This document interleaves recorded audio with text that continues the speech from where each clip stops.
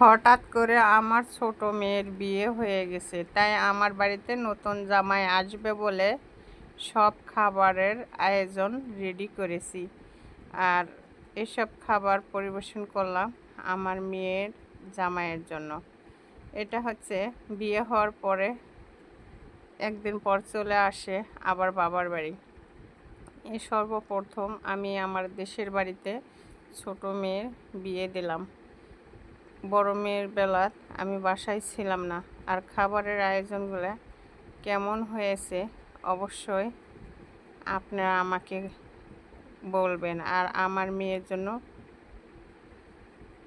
দোয়া করবেন, অনেক অনেক দোয়া করবেন যেন দাম্পত্য জীবনটা যেন তাদের সুখে থাকে।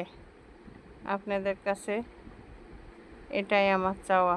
আর খাবারের আয়োজনগুলো ছোট্ট একটা পরিবারের হিসাবে আমি করেছি। কেমন হয়েছে অবশ্যই আপনারা বলবেন। ছোট মেয়ে বলে কথা, মনটা অনেক খারাপ।